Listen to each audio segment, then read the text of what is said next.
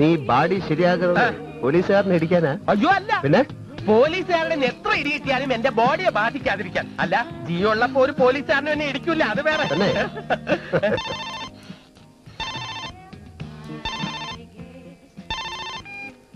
Hello, അതെയാ, ആയിക്കോട്ടെ, വരട്ടെ. വിടാൻ പറ്റില്ലല്ലോ, വിട്ടാൽ ശരിയാകില്ലല്ലോ.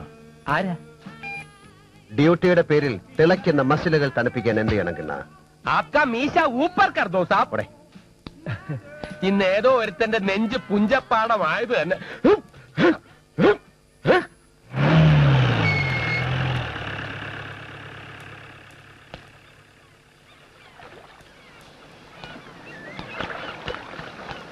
Welcome mister Vishnu.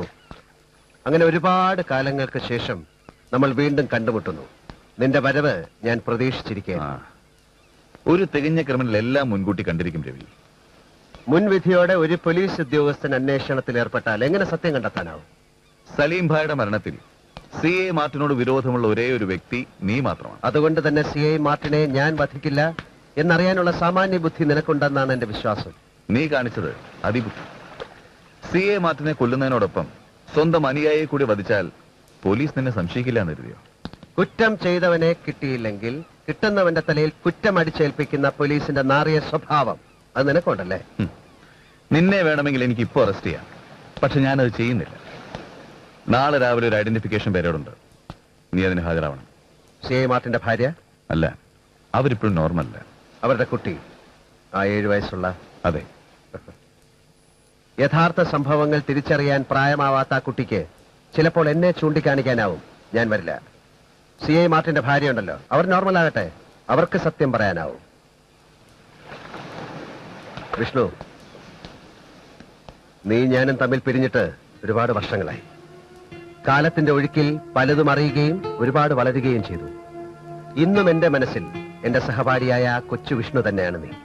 എന്നിരുന്നാലും എന്നെ അടക്കമുള്ള സാധാരണക്കാരെ നിയമത്തിന്റെ പരിധിക്കുള്ളിൽ നിന്ന് സംരക്ഷിക്കാൻ ഉത്തരവാദപ്പെട്ട ഒരു പോലീസ് ഓഫീസർ കൂടിയാണ് നീ. നിയമവും പരിധിയൊന്നും എന്നെ ആരും പഠിപ്പിക്കണ്ട. കൂഴിയെക്കട്ടവന്റെ തലയിൽ പൂട കാണും. അത് പണ്ട് മോനെ വിഷ്ണു. ഇപ്പോഴത്തെ ബ്രോയിലർ കോഴികൾക്ക് പൂട കുറവാ. നീ ചെല്ലേ.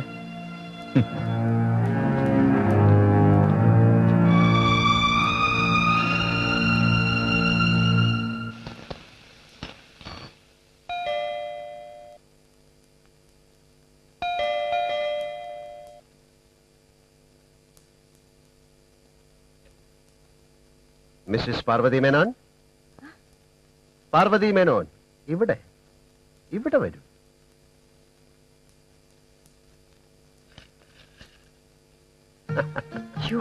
പേടിപ്പിച്ചു കളഞ്ഞല്ലോ എന്നെ നീ. ഇവിടെ ഉള്ളവരൊക്കെ എന്ത് ചെയ്യും? ആരും കാണുന്നില്ലല്ലോ. ചേട്ടത്തി കുളിക്കാൻ പോയി, രാധ കമ്പ്യൂട്ടർ ക്ലാസ്സിൽ പോയി.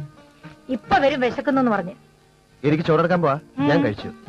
പിന്നെ നീ എന്തിനാ ഇങ്ങോട്ട് വന്നത്? ഇവിടെ അടുത്തൊരു ഉദ്ഘാടനം ഉണ്ടായിരുന്നു. അത് കഴിഞ്ഞ് പോകുന്ന വഴിക്ക് അമ്മയെ കാണണമെന്ന് തോന്നി കയറി. ഇവിടേക്കായിട്ടായിരുന്നെങ്കിൽ ഈ മോൻ 2 ദിവസം പട്ടിണി കിടന്നിട്ടല്ലേ വരൂ. ഞാൻ രവിയുടെ ശബ്ദം കേട്ടു. എന്നും ഇവിടെ വന്ന് എന്തെങ്കിലും കഴിച്ചിട്ട് പോയിക്കൂടെ? പിന്നെന്താ? എന്നിട്ട് വേണം ചേട്ടത്തിയുടെ കോന്തൻ മേനോന് ബ്ലഡ് പ്രഷർ കൂടാൻ. അയാൾക്ക് എന്തെങ്കിലും പറ്റിയാ ചേട്ടത്തി തന്നെ വേണം നോക്കാൻ, അല്ലേ മേ? എന്തൊരു സ്നേഹമാ ചേട്ടത്തിയോട്. നീ ഇതെവിടുന്ന് പ്രത്യക്ഷപ്പെട്ടു? അവളുടെ വഴിയും നിന്റെ വഴി തന്നെയല്ലേ, അടുക്കള വഴി. മോളെ ആ ഫോണൊന്നും എടുത്തു.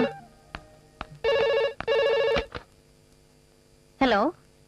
ആ ചേച്ചി, എന്തൊക്കെയുണ്ട് വിശേഷം? ഞാൻ അങ്ങോട്ട് വരണമെന്ന് വിചാരിച്ചിരുന്ന സത്യം. ഇവിടെ അമ്മയുണ്ട്, ചേട്ടത്തിയുണ്ട്, പിന്നെ രവിയേട്ടനും ഉണ്ട്. സത്യം സത്യം എന്ന് പറഞ്ഞില്ലേ? ഇവിടെ ഉണ്ട്, ഇപ്പൊ കൊടുക്കാം. ആരാ? കമലയാ? ഇങ്ങനെ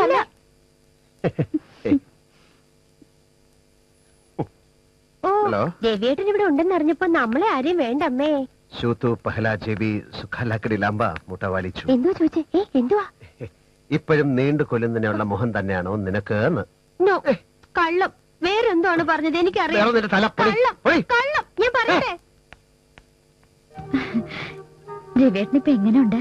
മരത്തോ ഹട്ക ചമട ദേഖാശേ ജോയിനെ തുക്ഷായി മേലിഞ്ഞ് ഉണങ്ങി എല്ലും തോലുമായിട്ട് കണ്ട ആർക്ക് സങ്കടം വരും. നീ എങ്ങനെ ഇരിക്കുന്നത്? മമ്മി ഉണ്ടാക്കി തന്ന മധുരം എല്ലാം കഴിച്ച് കഴിച്ച് തടിച്ച് വീർത്ത്. ഇവിടെ മട്ടാഞ്ചേരിയിലൊക്കെ കണ്ടിട്ടില്ലേ ചില ഗുജറാത്തി പെമ്പിള്ളേരെ. പിൻഭാഗമൊക്കെ തള്ളി മുൻഭാഗമൊക്കെ. ശ്ശോ, പോടുന്നു. എന്റെ മോൾ എങ്ങനെ ഇരുന്നാലും എനിക്കിഷ്ട. ഒരുപാട് ഒരുപാട് ഒരുപാട് ഇഷ്ടം. ഏയ്, എന്തു പറ്റി? എന്താ ഒന്നും മിണ്ടാത്തത്? നിന്റെ ഈ സ്ഥലം മാറ്റം പോലും എന്നെ കാണാനുള്ള ആവേശം കൊണ്ടാണെന്ന് എനിക്കറിയാം.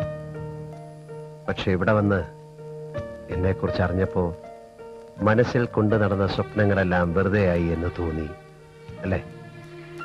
പിച്ച വെച്ച നാൾ മുതൽ ഒരുമിച്ച്, പിരിഞ്ഞപ്പോൾ കത്തുകളിലൂടെ, സ്വപ്നങ്ങളിലൂടെ, അടിവരയിട്ട് എനിക്ക് അയച്ചു തന്നിട്ടുള്ള പുസ്തകങ്ങളിലൂടെ